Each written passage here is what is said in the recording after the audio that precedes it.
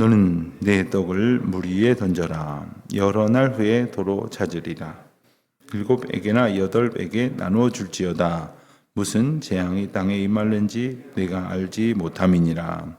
구름에 비가 가득하면 땅에 쏟아지며 나무가 나무로나 복으로나 쓰러지면 그 쓰러진 곳에 그냥 있으리라.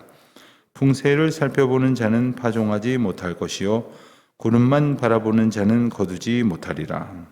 바람의 길이 어떠함과 아이벤 자에 대해서 뼈가 어떻게 자랐는지를 내가 알지 못함 같이 만사를 성취하시는 하나님의 일을 내가 알지 못하느니라. 너는 아침에 씨를 뿌리고 저녁에도 손을 놓지 말라. 이것이 잘 될는지 저것이 잘 될는지 혹 둘이 다 잘 될는지 알지 못함이니라. 빛은 실로 아름다운 것이라. 눈으로 해를 보는 것이 즐거운 일이로다. 사람이 여러 해를 살면 항상 즐거워할지로다. 그러나 캄캄한 날들이 많으리니 그 날들을 생각할지로다. 다가올 일은 다 헛되도다. 청년이여 내 어린 때를 즐거워하며 내 청년의 날들을 마음에 기뻐하여 마음에 원하는 길들과 내 모든 보는 대로 행하라. 그러나 하나님이 이 모든 일로 말미암아 너를 심판하실 줄 알라. 그런즉 근심이 내 마음에서 떠나게 하며 악이 내 몸에서 물러가게 하라. 어릴 때와 검은 머리의 시절이 다 헛되니라. 아멘. 전도서를 굳이 구분을 하자면 이제 10절까지의 말씀과 11절, 12절 두 장의 말씀을 이렇게 나누곤 합니다. 11장, 12장의 말씀은 이제 전도서의 결론과도 같은 그런 말씀입니다. 또 앞선 10장의 말씀을 좀 이제 다시 한번 강조하고 반복하고 이렇게 정리하는 말씀입니다. 이렇게 이해를 할 수가 있습니다. 오늘 말씀은 좀 깊이 생각을 해보면 여러 가지 생각을 하게 하는 말씀입니다. 이렇게도 이해가 되고 또 저렇게도 이해가 됩니다. 예컨대 1절, 2절 말씀을 보면 너는 내 떡을 물 위에 던져라. 또 7에게나 8에게 나누어 줄지어다. 이 말씀을 어떤 투자 전문가, 크리스찬입니다. 투자 전문가가 이 말씀을 가지고 설명을 하는 것을 보고 아주 공감을 했습니다. 또 그렇게 해석하는 그러한 주석서도 있습니다. 그러니까 내 물 위에 던져라. 이것을 당시에 이 유대 이스라엘 형편 가운데에서 이 바다를 접하고 있기 때문에 또 한 가운데에 이 갈릴리 호수, 바다처럼 여기는 호수가 있었기 때문에 이 해상을 통한 여러 무역 그리고 상업에 대한 생각들을 많은 사람들이 하고 있었고 그것을 연상케 하는 말씀이다. 이렇게 이해를 하기도 합니다. 특별히 2절 말씀에 7에게나 8에게 나누어 줄지어다 하는 말에서 아마 어떤 분들은 어디선가 들어본 이야기 같은데 하는 생각을 하실런지도 모르겠습니다.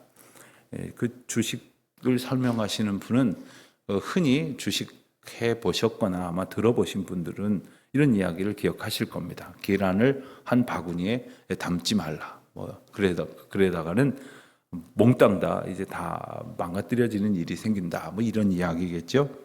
그런 것과 빗대어 이야기를 하기도 합니다. 그렇지만 그렇게도 볼 수 있겠으나 여기서 중요한 의미는 바로 우리가 알지 못하는 가운데에 어떠한 삶의 방식으로 살아야 할 것인가를 일깨워줍니다. 나누라는 겁니다. 그리고 전파하라는 겁니다.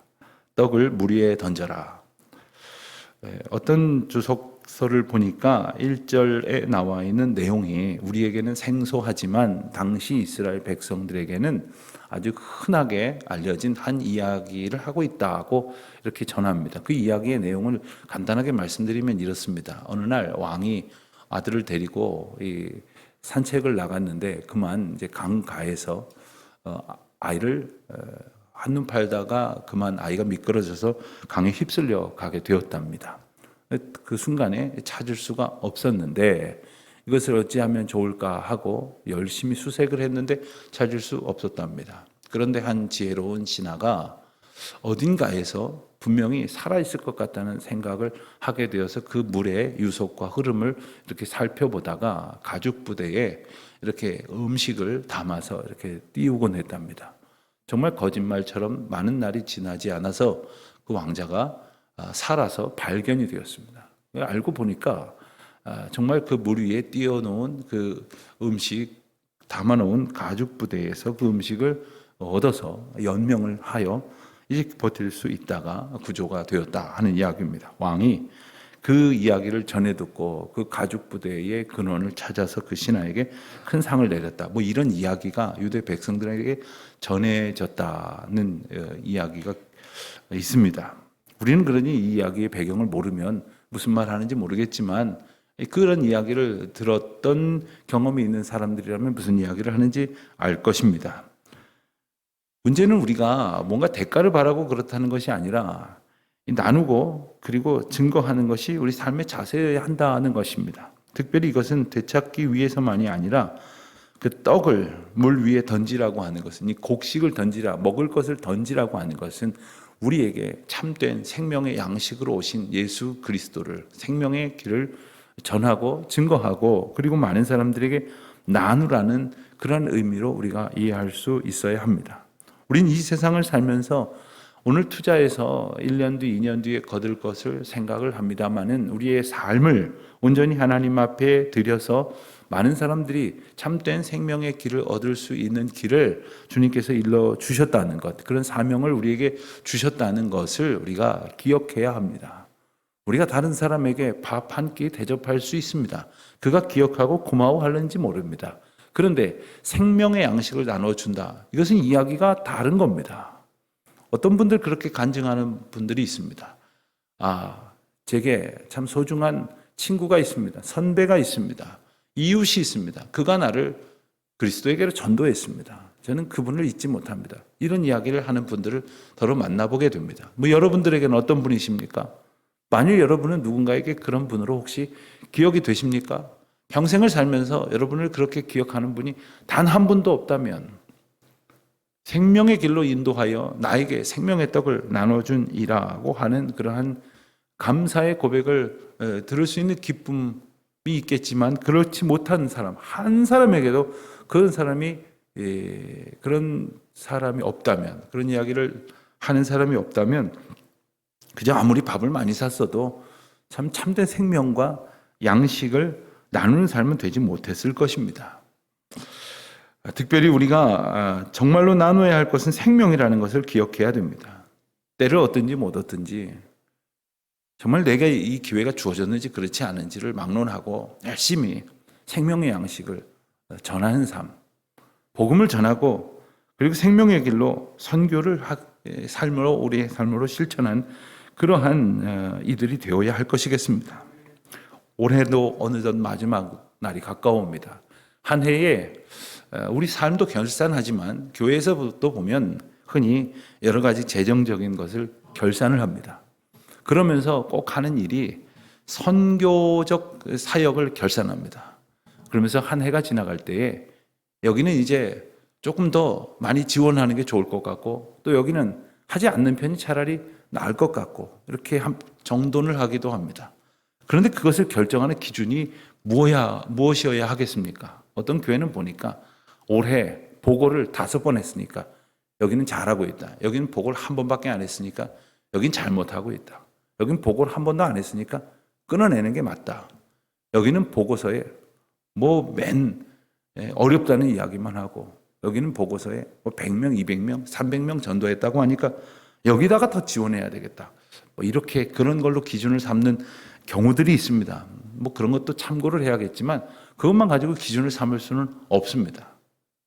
제가 오래도록 여러 측면에서 선교사님들을 접해보면 교회에서 보고를 많이 요구하면 선교사님 거짓말장애로 만들기가 쉬워요. 쓸 말이 있어야 되거든요. 그런데 비슷한 사역을 하고 비슷한 결론을 갔는데 자꾸 보고서 내라 그러니까 좀 그럴듯하게 써야 되고 부풀리게 되고 자기가 하지 않은 옆에서 사역하는 선교사님 아닐 자기가 한 것처럼 써내게 되고 그런 경우들이 참 많다는 거예요. 물론 보내는 자나 보냄받은 자가 열심을 다해야겠지만 눈에 보이는 성과, 사람의 생각을 만족시키는 것으로 결론이 나는 게 결코 아닙니다. 때를 얻든지 못 얻든지 내가 당장 어떤 그 유익을 보지 못할지라도 끊임없이 물 위에 떡을 던지고 그리고 끊임없이 7에게나 8에게나 나누어주는 삶, 복음을 증거하고 사랑을 증거하는 그런 삶이 우리 가운데에 있어야 할 것이겠습니다. 3절 말씀을 보면 두 가지 아주 중요한 그러나 분명한 인생의 원리를 말씀하십니다. 첫 번째는 구름에 비가 가득하면 땅에 쏟아진다 했습니다. 하늘을 보고 시커매진 구름을 보면 이제 곧 비가 오겠구나 하는 깨달음은 조금이라도 경험치를 가지고 있는 사람이라면 누구나 알 수 있는 것입니다. 그것을 보고도 깨닫지 못한다면 그만큼도 일러주시는 하나님의 계시를 깨닫지 못하는 것과 같습니다. 하나님께서 우리에게 주신 계시는 특별한 계시가 있고 일반적인 계시가 있습니다. 또 하나님께서 상식선에서도 깨닫게 하시는 것도 있습니다. 누구나 다 경험치를 통해서 알게 하시는 것도 있습니다. 근데 그런 것도 알지 못하는 어리석은 자가 되지 말아야 할 것을 말씀하시는 것이고, 나무가 나무로나 볶으로나 쓰러지면 그 쓰러진 곳에 그냥 있으리라. 자, 바람이 불고 혹은 비가 거세게 오고 하다 보면 때로는 나무가 넘어질 때도 있습니다. 바짝 말라서 나무가 그냥 꺾어져 쓰러질 때도 있습니다. 매년 이제 더워지는 아주 한창 더울 때 미국의 큰 산림 지역에 보면 대형 화재가 발생하는데 그게 이 나무가 꺾어지면서 이게 그 꺾어진 나무가 옆에 나무와 부딪히면서 그러면서 불꽃이 튀겨서 불이 나는 경우가 많다고 합니다.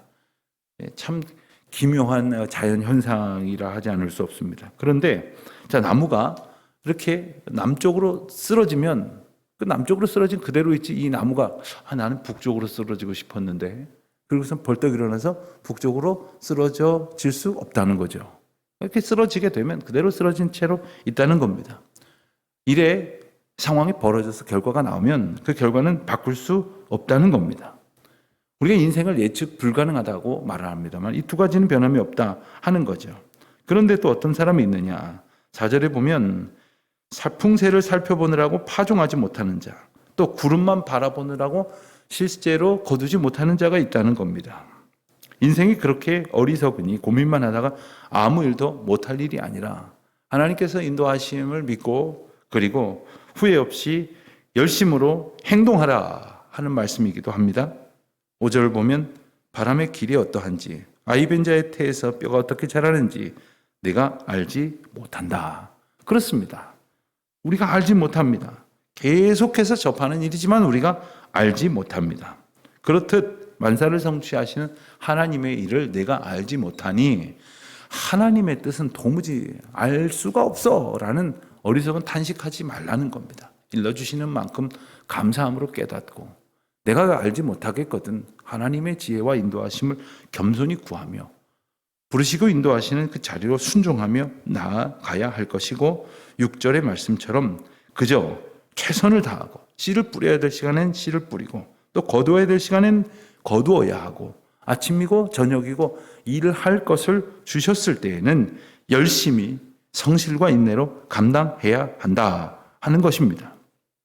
7절 말씀을 보면 빛은 아름다운 것이라 눈으로 해를 보는 것은 즐거운 일이로다 했습니다. 여러분, 저 북유럽에 가면 이 태양볕이 귀에서 1년에 몇 날 태양볕이 밝게 빛나는 날이 많지 않다고 합니다. 그러니 그 사람들은 햇볕을 쬐는 것으로 인하여 몸이 이제 생성하는 그러한 그 영양소, 호르몬을 충분히 이렇게 구비할 수가 없게 된다는 거예요. 그러니까 그냥 햇볕만 반짝 들면 심지어 가게 문을 닫고 휴가를 내고 그저 햇볕에 가서 그냥 다 벗고 가서 일광욕을 한다는 거 아닙니까? 그 정도로 햇볕은 참 인생에 있어서 필요한 것입니다. 그러고 보면 우리나라는 비록 날수를 헤아려 보면 비가 오는 날, 날이 굳는 날이 적지 않다고 합니다만은 일조량이 충분한 그런 형편입니다. 참 감사한 겁니다. 햇볕을 보면서 참 나에게 생명의 기운을 주시는 것임을 깨닫게 됩니다. 그런데 이것은 단지 그냥 우리에게 주어진 어떤 광선만을 이야기하는 것이 아닙니다. 예수님께서는 우리에게 말씀하시기를 요한복음 8장 12절에서 나는 세상의 빛이라고 말씀을 하셨습니다. 빛으로 오신 예수 그리스도, 빛으로 오셔서 우리의 생명의 근원이 되시는 예수 그리스도를 바라보는 삶, 그리고 그 삶으로 온전히 소원함을 갖는 삶을 우리에게 주셨다는 것을 다시금 깨닫게 됩니다. 8절 말씀을 보면 사람이 여러 해를 살면 항상 즐거워할지로다 했습니다. 또 10절 말씀에 보면 그런즉 근심이 내 마음에서 떠나게 하며 악이 내 몸에서 물러가게 하라고 말씀하셨습니다. 여러분, 즐거워하는 것, 근심이 떠나는 것, 악이 물러가게 하는 것, 때로는 이거 내가 할 수 없는 것이라고 생각하는 분들이 있어요. 내가 지금 즐겁게 생겼냐고 형편과 신세를 한탄하는 분이 있습니다. 내 마음 나도 어떻게 하지 못한다고 그저 무책임하게 말하는 경우가 있습니다. 그렇습니다. 그렇게 말할 수밖에 없을 만큼 힘이 나약해진 때도 있습니다만은 하나님께서는 우리에게 하나님의 은혜를 묵상하면서 하나님의 인도하심을 생각하면서 헛되어 고민하게 만드는 미래를 보지 말고 하나님께서 우리를 인도하셔서 그와 같은 은혜로 인도하실 미래를 소망하라고 말씀하십니다. 그러므로 하나님께서 주신 모든 삶은 우리에게 주시는 선물이고 기쁨이고 즐거움이로다 하는 것 아닙니까? 영어의 현재를 가리키는 말은 present라는 단어를 사용합니다. 이 말은 선물이라는 단어로 사용이 되기도 합니다. 현재 하나님께서 주신 지금의 순간이 선물이라는 말로 같이 사용하게 된 것은 결코 우연이 아닐 겁니다. 그렇습니다. 지금 이 순간은 참 놀라운 하나님의 은혜가 아닐 수 없습니다. 그러나 우리가 어떨 때 탄식하는가? 내가 염려하는 코앞에 있는 순간, 내가 근심하는 일들을 떠올릴 때마다 근심하는 거죠. 그리고 염려하는 거죠. 탄식하는 것입니다. 사람이 생각하는 것을 분석을 해보았더니 제가 두 가지 글을 봤는데 하나는 85%라고 말했고 하나는 91%라고 말하더라고요. 아무튼 8, 90%가 일어나지 않을 일을 염려하는 것이라고 합니다. 일어나지도 않을 일이라는 거예요. 그리고 5%인가는 일어나는데 그건 내가 어떻게 할 수 없는 문제랍니다. 그렇다면 90%에서 96% 정도 되는 일은 내가 해도 안 해도 소용없는 근심을 하고 있다는 겁니다. 그렇습니다. 우리가 평소에 하는 생각이 다 이렇다는 거예요. 그래서 흔히 하는 말로 5만 가지 생각을 하고 살아도 맨 쓸데없는 생각만 하고 있는 거죠. 맨 소용없는 근심만 하고 있는 겁니다. 그러니 내 입에 탄식이 그치질 않는 겁니다. 그렇다면 어떻게 해야 좋겠습니까? 주님이 주신 것을 생각하는 겁니다. 하나님께서 주신 것은 단지 지나간 것으로 끝나는 것이 아닙니다. 현재적 은혜가 있고 그리고 하나님께서 주신 사명이 있습니다. 그 사명 가운데 다스리시기로 약속하신 주님의 은혜가 있습니다. 이것을 기억하면서 하나님의 놀라우신 은총을 감사함으로 즐거워하며 또 9절에 말하는 대로 기뻐하라고 말씀하십니다. 청년이여 내 어린 때를 즐거워하며 마음에 기뻐하여 원하는 일들과 눈이 보는 대로 행하라고 말씀하십니다. 자, 이런 말씀을 하면 좀 속으로 생각하시기를 연세가 있으신 분들은 청년들은 좋겠구만. 청년들은 이 말씀 잘 들어야 되겠네 생각하실지 모르지만 여러분 누가 청년인 줄 아십니까? 우리 모두가 다 청년이에요. 얼만큼 청년이냐? 내일보다 오늘이 청년이고 또 내일 모레면 또 한 살 더 요즘은 생일 되어야 먹지만은 한 해 더 사는데 내후년보다 10년 뒤보다 20년 뒤보다 오늘이 청년입니다. 오늘이 우리 인생 가운데에서 가장 젊은 날입니다. 그냥 하는 소리가 아닙니다. 하나님께서 오늘이 가장 힘있게 용기 있게 열심으로 소망을 갖고 살아가도록 이끌어주신 선물의 날이라는 겁니다. 비록 올 한 해가 이틀밖에 남지 않았다 할런지 모르지만 하나님께서는 이틀이나 우리에게 남은 시간을 주셔서 이 모든 은혜를 묵상하게 하십니다. 그 은총 가운데에 주님께서 반드시 심판하실 것이지만 주님을 의지하며 살아갈 때에 그 가운데 주시는 놀라운 은혜를 얻게 될 것입니다. 그 소망을 가지고 오늘도 살아가는 저와 여러분 되시기를 주의 이름으로 축원합니다. 기도하겠습니다. 하나님 아버지, 저희에게 오늘도 시간의 은혜를 주시고 시간을 통하여 허락하신 하나님의 은총의 약속을 기억하게 하시니 감사합니다. 그 길로 항상 기뻐하며 즐거워하며 근심이 떠나게 하며 악이 물러가게 하며 순종하는 가운데 살아가는 저희들 되게 하여 주시옵소서. 그러하기 위하여 생명의 근원이신 예수 그리스도, 평강의 주요 온전케 하시는 이 예수 그리스도를 바라보는 저희들 되게 하여 주옵소서. 예수님의 이름으로 기도드립니다. 아멘.